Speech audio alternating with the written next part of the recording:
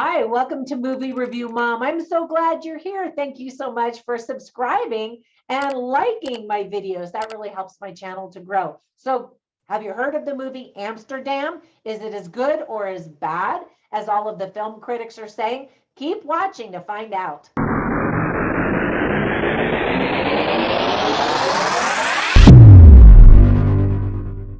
Amsterdam was recently released in theaters and it's rated R and 2 hours and 14 minutes. So, what movie review mom grade am I giving it?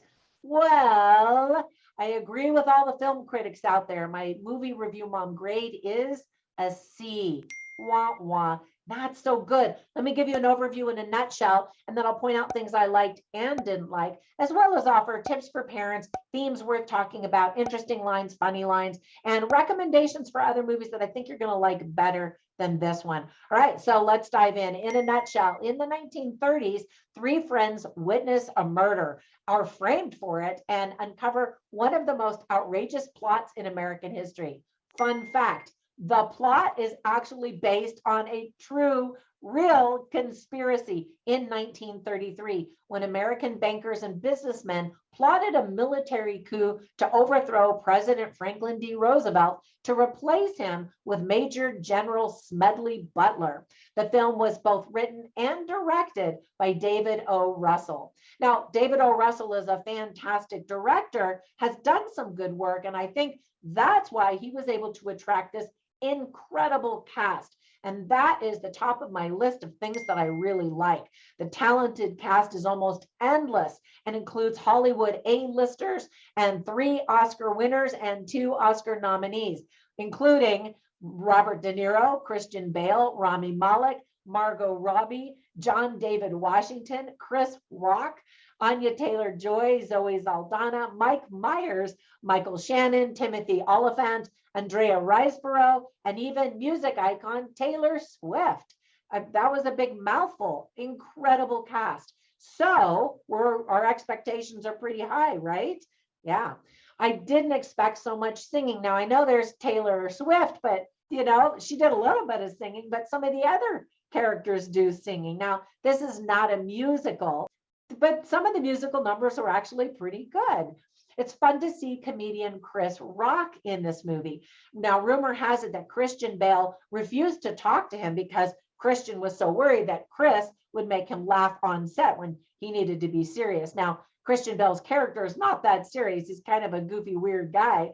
So it would have been fine, I guess. But, Christian Bale is a method actor. He was also one of the producers of the film.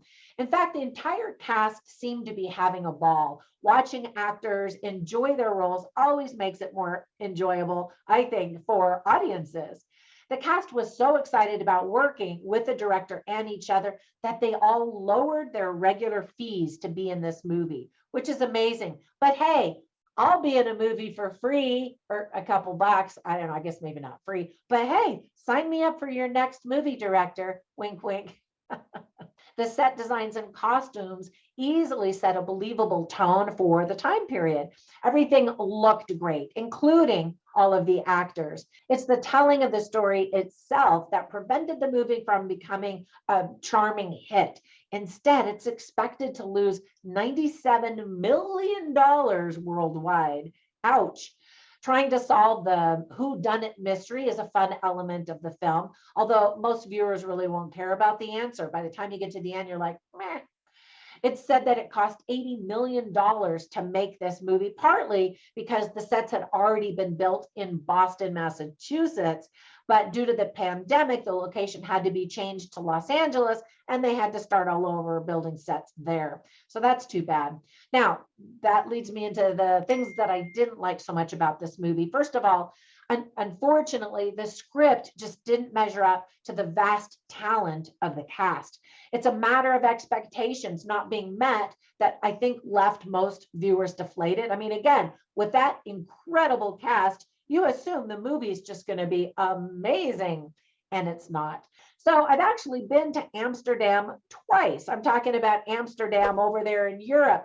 It is a beautiful city.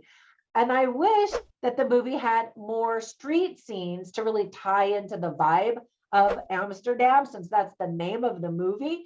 We don't even get to see any of the famous canals in the movie. Now, the characters spent a lot of time in Europe, but then they also spent a lot of time in the US. So anyway, just wondering, it seemed like a missed opportunity to me because, well, they didn't film it in Amsterdam, obviously, but they could have or should have if that's the name of their movie. It's weird that even with so much star power that I was actually bored many times and couldn't wait for the movie to end. Ouch, again. The plot is just convoluted and overstuffed. The movie felt like a patchwork quilt stitched together with loose threads and random pieces of beautiful fabric. The parts were definitely, did you like that little analogy? The parts were definitely better than the sum in this disappointing movie.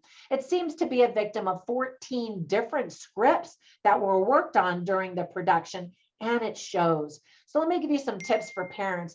I don't think kids are going to be interested in watching it. It's a bunch of adults talking kind of a movie. We do see a dead body being dissected in an autopsy, and we see a lot of bloodied soldiers riddled with bullets that must be removed and missing limbs and that kind of thing. There's some mild profanity as well. Now, let me tell you some of the themes that I thought the movie illustrated well. They are love, kindness, racism, war, experimental medicine, veterans, and mental health. So I always write down funny lines and interesting lines so that you can get a feel for what the dialogue is really like. But I didn't write down any funny lines.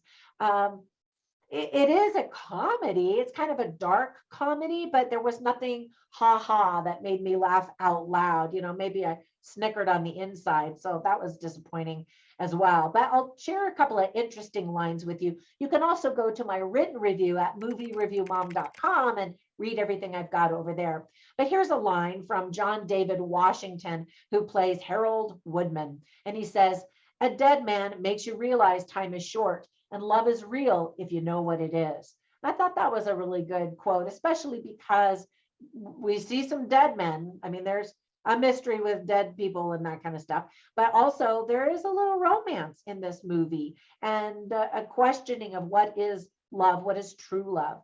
And then Zoe Saldana plays Irma St. Clair, and she has something to say about love. She says, "True love is not based on need, but choice."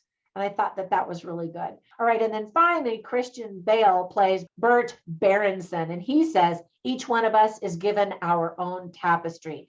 Did you catch that? My little quilt reference earlier, and now this quote. All right.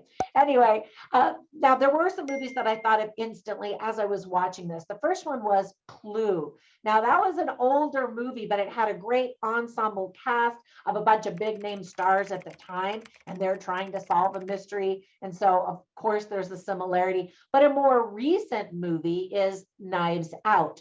There's also a bloody dead body and a mystery, and you got to figure it out with, again, a wonderful ensemble cast of good big name stars. So check that out. And in fact, I will queue up that movie review so you can watch that right after you finish watching this one. And before you finish watching this movie, thank you so much for all of your support. When you get a minute, run over to Instagram and you can follow me at Movie Review Mom, but you can also follow me as Trina Boice, which is my name. I'm an author and I have online courses, and you can see pics of my family and some of my trips and all kinds of other nonsense. So anyway, I love connecting with you. Leave comments. Let me know what you thought of this movie if you watched it, and what's the next movie you're looking forward to seeing.